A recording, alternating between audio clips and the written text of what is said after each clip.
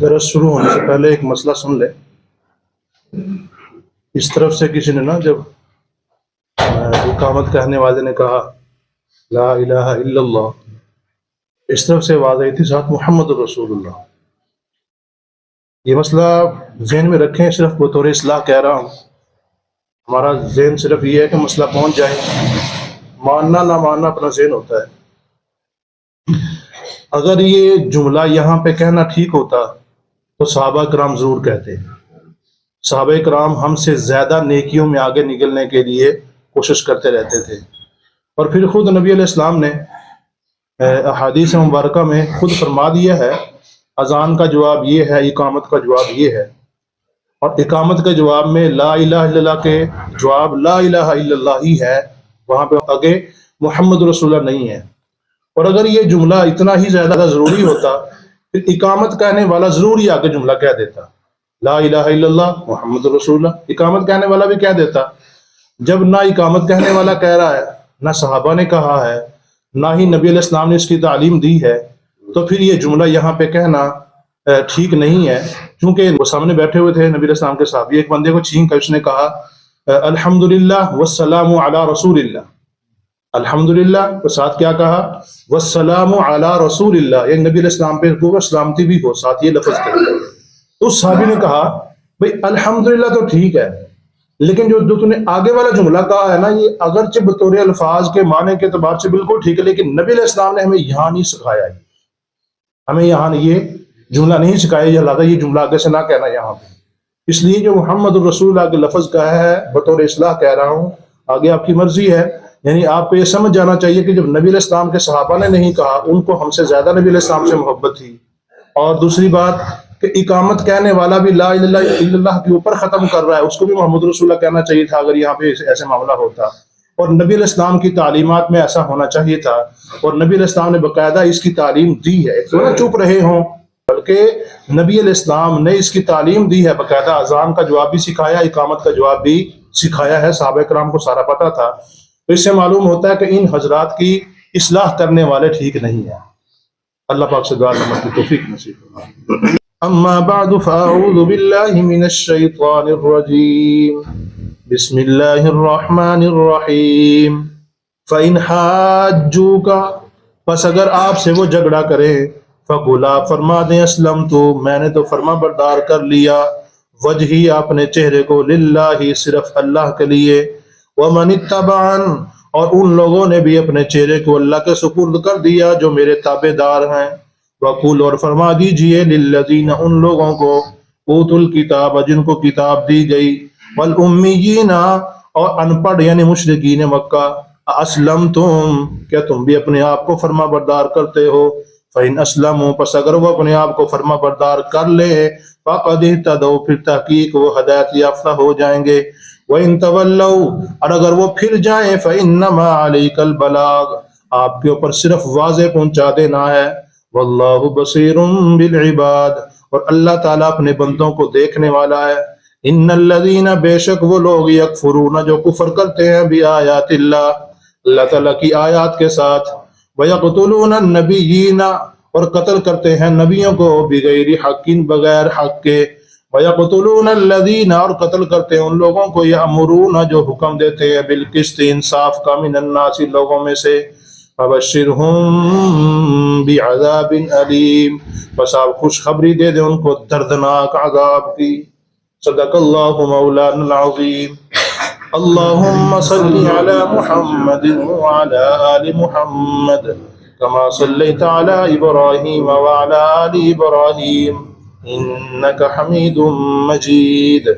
اللہم بارک علی محمد وعلی آل محمد کما بارکت علی ابراہیم وعلی آل ابراہیم انک حمید مجید. پچھلے درس کا خلاصہ یہ ہے، رب العالمین نے فرمایا اللہ کے ہاں جو مقبول دین ہے وہ دین اسلام ہے. مطلب اس دین اسلام کا یہ لفظ یہاں پہ جو موجود ہے، اس سے مراد ہے دین توحید. اور دین توحید کون سا؟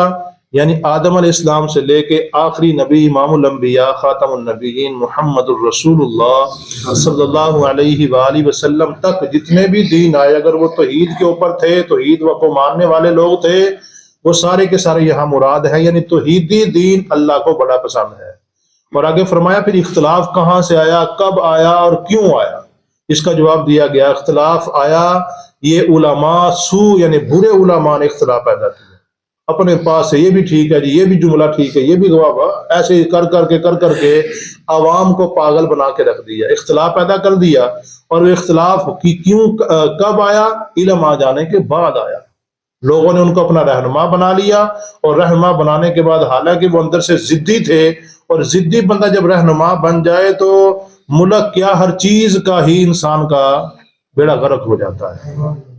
اس لیے یہ جو چیز ہے ضدی پن جو ہے یہ انسان کے اندر ٹھیک نہیں ہے۔ اور تیسرا کہ یہ آیا کب کہ بغیم بینہم، آپس کی ضد کی وجہ سے آیا۔ اور پھر اللہ نے فرمایا جو کوئی بھی ہوگا جو اللہ کی آیات کا انکار کرے گا، اللہ کی آیات کو نہیں مانے گا، وہ اپنا ذہن یہ کان کھول کے سن لے، اس کے لیے اللہ پاک جلدی حساب لینے والے ہیں۔ مطلب اس کو حساب کتاب کے معاملے سے گزرنا پڑے گا۔ جب اللہ کے سامنے جائے گا تو یہ نہیں ہو سکتا کہ ایسے جان چھوٹ جائے گی، بلکہ حساب کتاب دے کے جان چھوٹے گی۔ اور جب حساب کتاب ہوگا، اگر اللہ کی نامانی ہوئی، اللہ کی آیات کے ساتھ کفر کیا ہوا، تو ایسے انسان کو اللہ جہنم میں پھینکے گا۔ آگے فرمایا فَإِنْ حَاجُّوكَ، اتنے دلائل دینے کے باوجود ہے پیارے پیغمبر امام الانبیاء خاتم النبیین محمد الرسول اللہ صلی اللہ علیہ وسلم اگر آپ سے پھر بھی یہ جھگڑا کر رہے ہیں نا، تو فقل، آپ ان کو فرما دو، تم مانتے ہو مانو، نہیں مانتے ہو نہ مانے، میں تو ایسا ہوں، میری سنیے گا، اسلمت، میں نے تو اپنا آپ فرما بردار کر لیا ہے۔ امام الانبیاء فرما رہے ہیں اگر تم مانتے ہو مانو، نہیں مانتے نہ مانو، میں نے کیا، فقل اسلمت، میں نے تو اپنے آپ کو فرما بردار بنا لیا ہے، وجہی للہ، اپنے چہرے کو صرف اللہ کے لیے، یعنی میں صرف اپنے چہرے کو صرف اللہ کے سامنے جھکاؤں گا، کسی اور کے سامنے نہیں جھکاؤں گا۔ اور ومن اتبعن، اور ان لوگوں نے بھی جو میرے تابع دار ہیں، میری تعلیمات کے اوپر عمل کرتے ہیں، میری باتوں کو مانتے ہیں، میری باتوں کی نافرمانی نہیں کرتے، وہ بھی ایسے ہی کرتے ہیں کہ انہوں نے اپنے چہرے کو صرف اللہ کے سپرد کر دیا ہے، یعنی اللہ ہی کے سامنے جھکے، کسی اور کے سامنے چہرہ نہیں جھک سکتا۔ وقول، اور فرما دیجئے، للذین، ان لوگوں کو، اوتوا الکتاب، جن کو کتاب دی گئی، یہاں سے مراد ہے یہود و نصارہ، یعنی یہودی اور عیسائی، ان سے یہ کہا جا رہا ہے کہ پیارے پیغمبر فرما دو ان لوگوں کو جن کو کتاب دی گئی، والامیین، اور ان پڑھ لوگوں کو، اور ان پڑھ سے مراد یہاں پہ مشرکین مکہ ہیں۔ کون مراد ہے؟ مشرکین مکہ، یعنی مشرکین مکہ کو بھی کہہ دو اور ساتھ ساتھ یہود و نصارہ کو بھی کہہ دو، اسلمتم، کیا تم بھی اپنے آپ کو فرما بردار بناتے ہو؟ کیا تم بھی اس بات کی طرف آتے ہو کہ تم اپنے چہرے کو صرف اللہ کے سامنے جھکاؤ، اپنے سر کو صرف اللہ کے سامنے جھکاؤ، اس بات کی طرف آتے ہو؟ فَإِنْ أَسْلَمُوا، پس اگر وہ آپ کی بات کو مان لیں، فرما برداری کر لیں، اس بات کی طرف آ جائیں کہ ہم چہرہ صرف اللہ کے سامنے جھکائیں گے، تو فَقَدِ اهْتَدَوْا، پھر وہ کیا ہو جائیں گے؟ ہدایت یافتہ ہو جائیں گے، ان کو ہدایت مل جائے گی۔ ہدایت یعنی کہ رب العالمین بتانا چاہتے ہیں کہ صرف اللہ کے سامنے سر جھکانا یہی ہدایت ہے۔ اگر انسان ساری دنیا کے بھلائی کے کام کر رہا ہے، نیکی کے کام کر رہا ہے، لیکن اللہ کو چھوڑ کے کسی اور کے سامنے بھی سر جھکا رہا ہے، تو ایسا انسان اللہ فرما رہے وہ ہدایت یافتہ نہیں ہے۔ ہدایت یافتہ ہونے کے لیے ضروری ہے، چاہے اس کے اندر دوسری بدعمالیاں ہیں، اللہ ان کو معاف کر دے گا انشاءاللہ، اللہ ان کو معاف کر سکتا ہے، شرک کو اللہ کبھی معاف نہیں کرے گا۔ اگر سر اس نے کسی اور کے سامنے نہیں جھکایا ہے، صرف اللہ کے سامنے سر کو جھکا رہا ہے، ایسا انسان اللہ کو پسندیدہ ہے، اللہ اس کو معاف فرما ہی دیں گے۔ آگے فرمایا وَإِن تَوَلَّوْا، اگر آپ کی بات کو یہ نہیں مانتے، منہ پھیر کے بھاگتے ہیں، فَإِنَّمَا عَلَيْكَ الْبَلَاغُ، اے پیارے پیغمبر آپ پریشان ہو، یعنی نبی علیہ السلام کو تسلی ہے۔ نبی علیہ السلام نا اندر سے بڑا کڑتے تھے، بڑی پریشانی ہوتی تھی کہ میں ان کو بتا رہا ہوں، ان کو سمجھا رہا ہوں، ان کا اپنا فائدہ ہے، دیکھو میں سمجھایا بھی ہے، پھر بھی اپنی تسبیح میں لگے ہوئے ہیں، میری بات نہیں سمجھ رہے۔ اتنا یعنی نبی علیہ السلام اتنا سمجھاتے تھے، مجھے بڑی پریشانی لگ رہی ہے، اللہ کے نبی کو کتنی پریشانی لگی ہوگی، کتنی پریشانی نبی علیہ السلام کو محسوس ہوتی ہوگی۔ نبی علیہ السلام بڑا پریشان ہوتے تھے، اندر سے بڑے کڑتے تھے، پتہ نہیں کیا بات ہے، ان کو سمجھ کیوں نہیں آتی۔ میں ان کو جہنم سے بچانے کی کوشش کر رہا ہوں، یہ پھر اسی طرف جا رہے ہیں، میں جہنم سے پیچھے کھینچ رہا ہوں، پھر یہ اسی طرف جا رہے ہیں، پتہ نہیں کیسے لوگ ہیں یہ۔ نبی اسلام بڑے پریشان ہو جایا کرتے تھے، تو نبی علیہ السلام کو اللہ پاک پھر تسلی دیا کرتے تھے، اے پیارے پیغمبر فَإِن تَوَلُّوا، پس اگر یہ پھر جائیں نا، آپ پریشان نہ ہوں، فَإِنَّمَا عَلَيْكَ الْبَلَاغُ، آپ کے اوپر صرف واضح پہنچا دینا ہے، آپ صرف حق پہنچانے کے ذمہ دار ہیں بس۔ جب آپ نے حق پہنچا دیا، آگے والا مانے نہ مانے آپ کی پریشانی ختم ہے، جو نہیں مانیں گے اس کے لیے جہنم تیار ہم نے کر رکھی ہے۔ واللہ بصیر بالعباد، اور اللہ تعالیٰ اپنے بندوں کو دیکھنے والا ہے، کوئی بھی بندہ اللہ سے چھپ نہیں سکتا، جیسا بھی بندہ ہو، جتنا مرضی اس کا بڑا اونچا مقام ہو دنیا میں، لوگ اس کو اپنا رہنما سمجھتے ہو، بڑا کچھ سمجھتے ہو، وہ بھی اللہ سے چھپ کوئی بھی اللہ سے چھپ نہیں سکتا ہے، ہر انسان اللہ کے سامنے ہے۔ ان الذین، بے شک وہ لوگ، یکفرون بآیات اللہ، جو اللہ تعالیٰ کی آیات کے ساتھ کفر کرتے ہیں، ویقتلون النبیین، اور قتل کرتے ہیں نبیوں کو، بغیر حق، بغیر حق کے۔ یہ بنی اسرائیل کی بات چلی ہے، یہ بنی اسرائیلی ایسے بے ایمان تھے۔ ایک حدیث میں آتا ہے، حضرت ابو عبیدہ بن الجراح انہوں نے پوچھا یا رسول اللہ، رضی اللہ عنہ پوچھا یا رسول اللہ کہ قیامت کے دن جہنم میں سب سے سخت عذاب کس کو ہوگا؟ آپ نے فرمایا اس انسان کو جو نبیوں کو جس نے قتل کیا ہو، جس نے نبی کو قتل کیا ہو، اس کو سب سے زیادہ عذاب جہنم میں سخت ترین عذاب ہوگا۔ پھر آپ نے فرمایا اے فلاں، آپ کو پتا ہے کہ بنی اسرائیلی ایسے بے ایمان تھے، انہوں نے ایک وقت یعنی صبح کے وقت میں 43 پیغمبروں کو شہید کیا تھا۔ کتنے پیغمبروں کو؟ 43 یعنی 43 پیغمبروں کو دن کے شروع میں شہید کیا، اور اسی دن کے آخر میں آگے آیا نا وَيَقْتُلُونَ الَّذِينَ يَأْمُرُونَ بِالْقِسْطِ مِنَ النَّاسِ، اور لوگوں میں سے بھی لوگوں کو قتل کیا کرتے تھے، عام لوگوں میں سے جو یہ کہتے تھے کہ کیا صرف اللہ کی طرف آ جاؤ، غیروں کو چھوڑ دو، ان کو بھی قتل کرتے تھے۔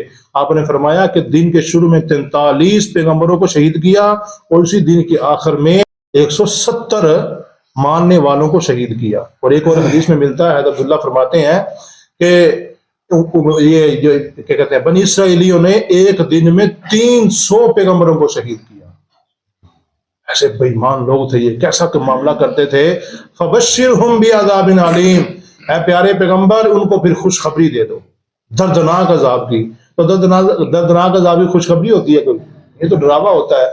یہاں سے یہ ایسے مراد اس کا ایسے مثال کے طور پہ ایسے سمجھیں جیسے کہتا آلہ فتن مزہ دما وجرا آ جا، مثال کے طور پر بچہ شرارتیں کر رہا ہے، گپے لگا رہا ہے، یہاں پہ ہے، میں کیا کہتا ہوں ٹھہر جا تیرا میں کرنا علاج۔ مطلب کیا ہے؟ اس کا علاج تو نہیں کرنا، اس کو تو سیٹ کرنی ہے۔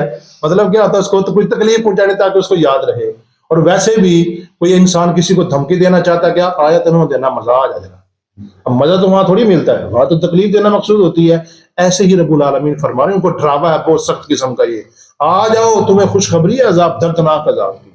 اور پھر یہاں پہ ایک جملہ گزرا ہے بغیر حق، وہ نبیوں کو قتل کرتے تھے بغیر حق کے۔ کیا نبیوں کو حق کے ساتھ قتل کرنا بھی ٹھیک ہے؟ تو یہاں پہ یہ جملہ جو ہے اس کا جواب سنیے گا، اس کا بالکل آسان جواب ہے، وہ بھی سمجھتے تھے نبیوں کو قتل کرنے کے بعد کہ ہم نے کام غلط کیا ہے، ہم نے کام یہ بغیر حق کے کیا، ہمارا حق بنتا نہیں تھا۔ یعنی پیغمبر کو قتل کر کے ان کے دل میں بھی یہ بات آتی تھی کہ ہم نے کام ٹھیک نہیں کیا ہے۔ اللہ پاک سے دعا